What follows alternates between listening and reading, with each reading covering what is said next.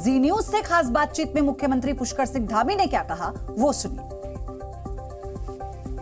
इस समय यूसीसी को लेकर बहुत चर्चा चल रही है और चर्चा ये गर्म है कि पुष्कर धामी जो हैं वो यूसीसी का ड्राफ्ट तैयार कर रहे हैं और जनसंख्या कंट्रोल पर कुछ बहुत बड़ा धमाका करने वाले हैं। तो मैं चाहती हूं कि आप हमारे दर्शकों को बताएं कि ये सिर्फ अफवाह है या सच में पुष्कर धामी लगे हुए हैं और ऐसा कोई ड्राफ्ट तैयार किया जा रहा है। देखिए, यूसीसी कमेटी सभी लोग जानते हैं कि पिछले 1 साल से लगातार काम कर रही है और यूसीसी कमेटी ने अनेकों जगह पर जाकर लोगों से उनके सबके विचार जाने हैं, अनेकों स्टेक होल्डरों से बात की है, विधि विशेषज्ञों से बात की है, समाज के अलग अलग वर्गों से लगातार उन्होंने बात की है, उनके सबके विचार जाने हैं। उस पर वो ड्राफ्ट बना रही है और ड्राफ्ट अंतिम चरण में है। ड्राफ्ट जैसे ही पूरा हो जाएगा तो उनका ड्राफ्ट हमको मिलेगा और जैसा हमने पहले ही कहा है कि ड्राफ्ट मिलते ही हम उसको लागू करने की दिशा में आगे बढ़ेंगे। और ये हमारा संकल्प इस विधानसभा का जो हमारा आम चुनाव हुआ था,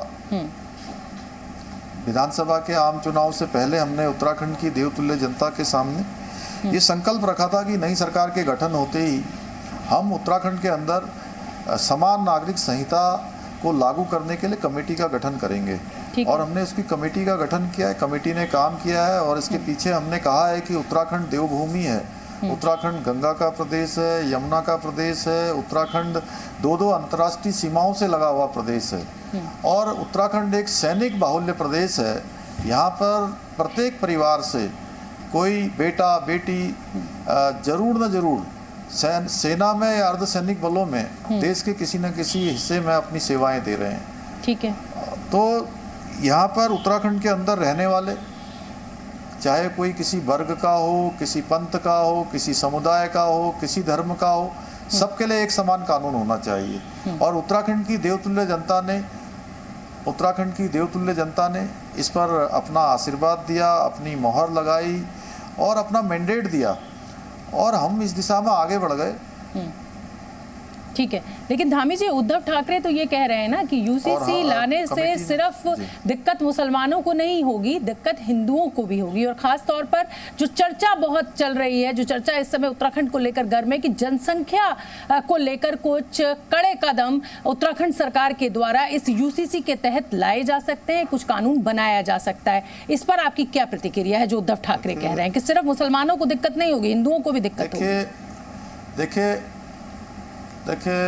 हम किसी भी पंथ के लिए, किसी भी धर्म के लिए, किसी के खिलाफ में यूसीसी नहीं ला रहे हैं। हम तो यूसीसी भारत का जो संविधान कहता है, भारत के संविधान की धारा 44 जो कहती है, उसके अंतर्गत ही यूसीसी को लागू करने और उसकी कमेटी का गठन करके उस दिशा में हम आगे बढ़े हैं। और भारत का संविधान तो आपको पता है बाबा साहब अम्बेडकर ने बनाया था, उस समय पंडित जवाहरलाल नेहरू जी थे, वो सब लोग थे। उन्होंने जो भारत का संविधान बनाया है उस संविधान के अनुरूप हम काम कर रहे हैं। जो भारत के संविधान पर आस्था रखता है, भारत के संविधान पर विश्वास रखता है, उसको इस पर ऐतराज नहीं होना चाहिए। जो भारत के संविधान से इतर अगर जाकर कोई बात कर रहा है तो आप स्वयं से अंदाजा लगा सकते हैं कि उनकी मंशा क्या होगी। अलबत्ता हमारी कोई ऐसी मंशा नहीं है कि हम किसी के खिलाफ के लिए या किसी के पक्ष या विपक्ष में हम यूसीसी लेकर आए हैं या किसी मत या समर्थन के लिए हम यूसीसी लाए हैं। धामी जी, मैं क्योंकि अभी आपका दूसरा टर्म है इसलिए सवाल मेरा बनता है आपसे, क्या जनसंख्या जो है या उत्तराखंड की जो डेमोग्राफी बदल रही है, क्या वो मुख्यमंत्री पुष्कर धामी के लिए एक चिंता का विषय है? क्या इस समस्या को, अगर वो समस्या मानते हैं, तो क्या वो इसको एड्रेस करने की कोई कोशिश कर रहे हैं?